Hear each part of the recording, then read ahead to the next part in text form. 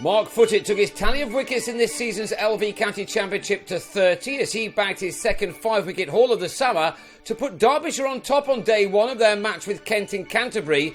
That until Matt Coles did a lot of damage with the new ball by bagging his own fifer in a flash.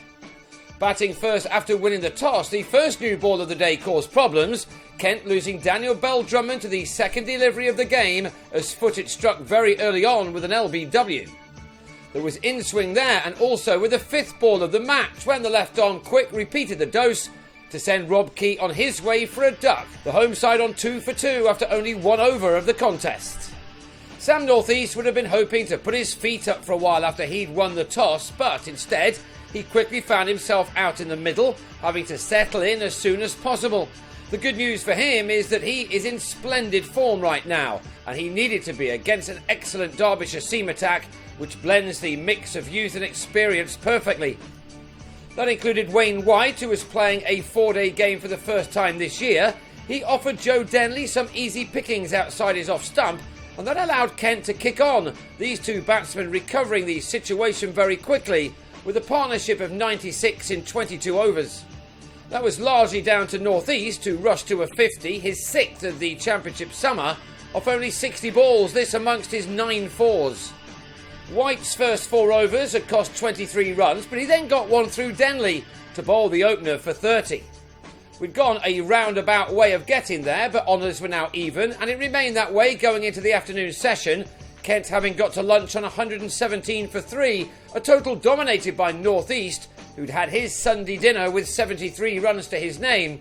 He was looking very well placed to get to 3 figures for the first time in this competition this year.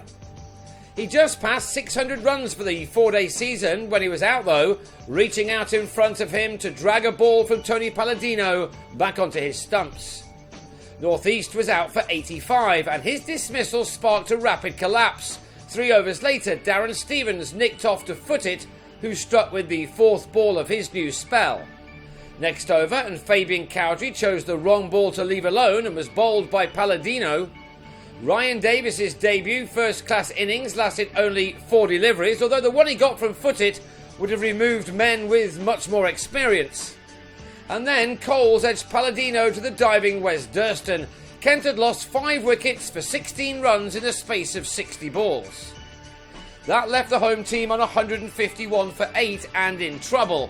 The time was perfect for Adam Riley to then produce the best innings of his career. He would have been thankful that Foote and Palladino needed resting, as the second string of the visiting attack was nowhere near as potent.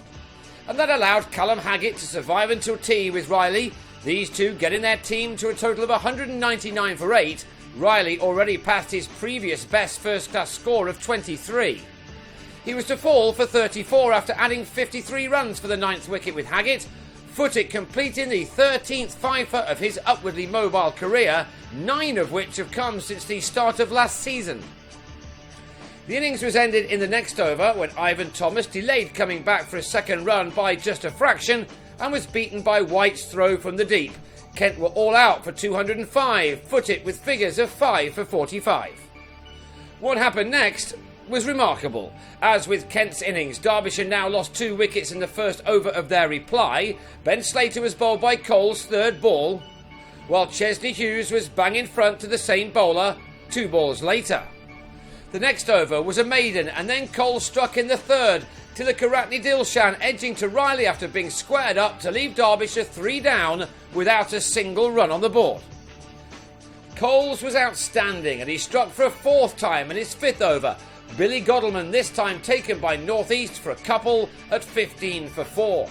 At one point in this innings, Durston had 35 runs on the board out of the 37 in the overall total, Godleman with the only others. This was the start for the former Somerset man who tried to score what he could at the other end from Coles.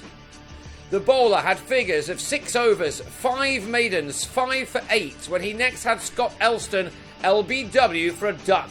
Coles with the 8th 5-wicket haul of his career. Stevens then joined in the fun by removing Durston in the same way.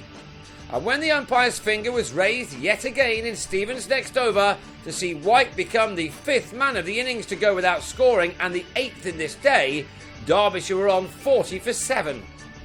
There were still 7 overs in the day for Kent to possibly dismiss their opponents, and that may have even happened had this inside edge off the bat of Poynton not missed a stumps.